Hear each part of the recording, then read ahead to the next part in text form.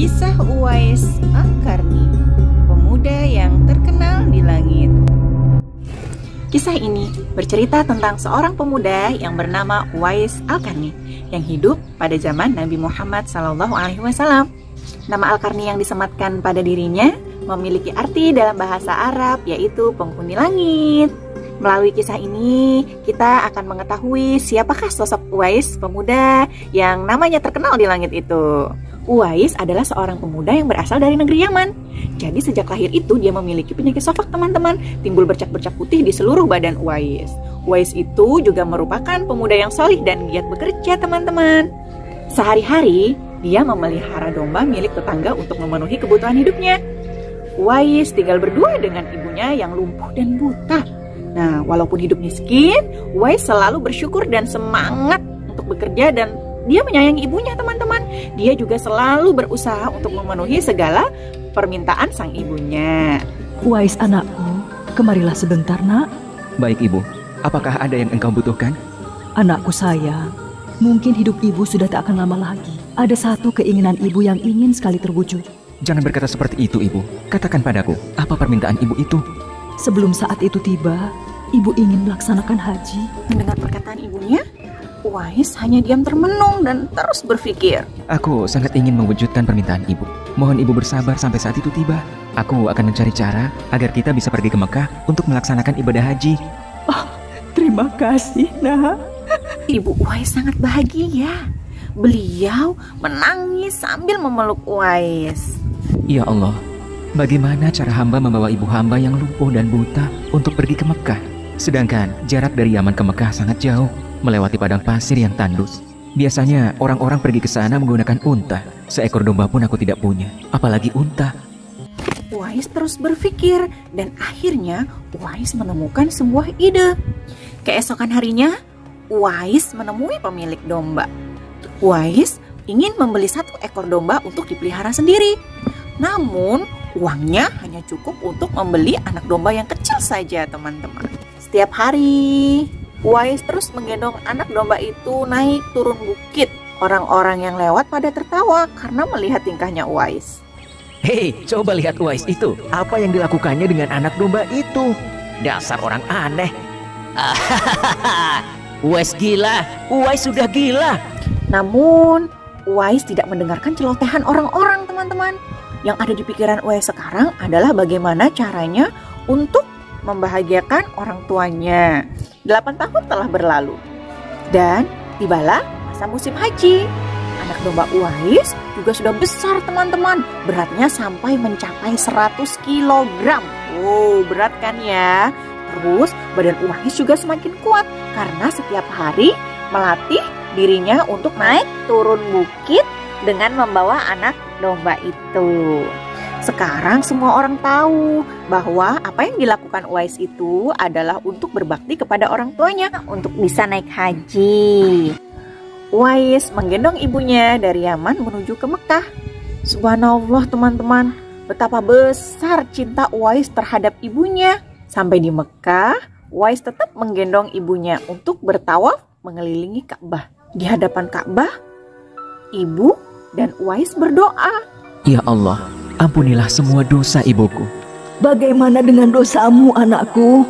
Dengan terampuninya dosa ibu, maka ibu akan masuk surga. Cukuplah ridho ibu yang mengantarkanku ke surga. Allah Subhanahu wa Ta'ala mendengarkan percakapan mereka. Allah mengabulkan doa mereka. Dan seketika itu penyakit Uwais langsung hilang, langsung pergi. Jadi hanya menyisakan sedikit titik putih di telapak tangannya saja. Terima kasih ya Allah.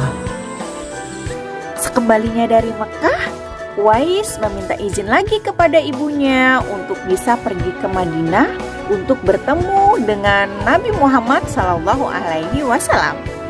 Dengan berat hati, ibunya mengizinkan Uwais untuk pergi ke Madinah. Setelah urusanmu selesai, cepat pulang ya nak. Sesampainya di kota Madinah, Uwais segera mencari rumah Nabi Muhammad SAW.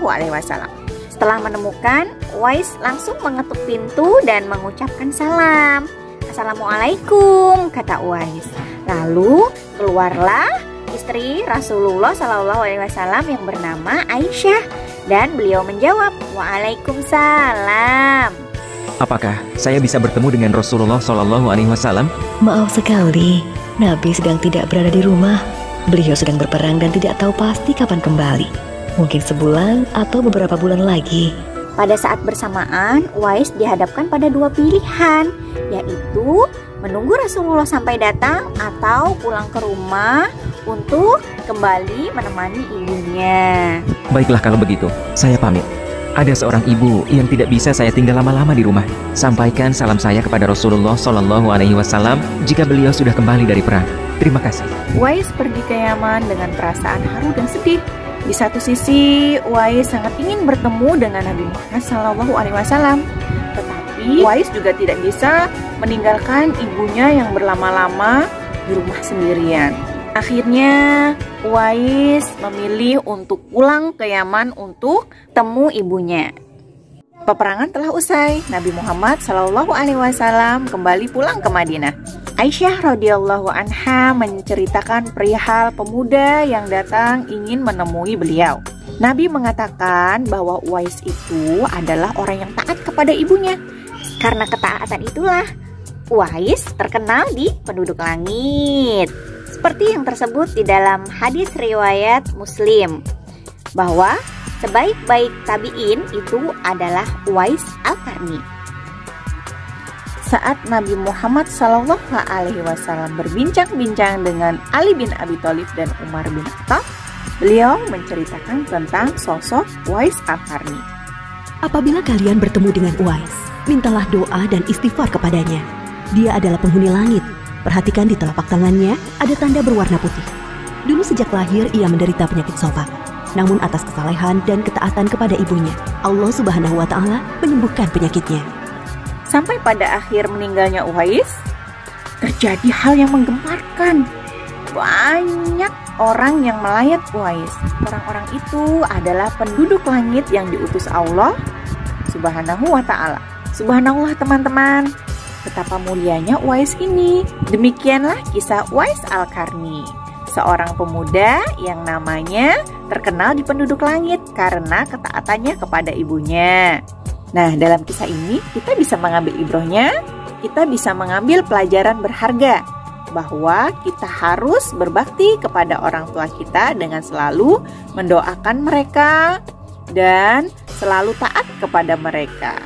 Terima kasih teman-teman sudah mendengarkan sirah pada pekan ini. Assalamualaikum warahmatullahi wabarakatuh.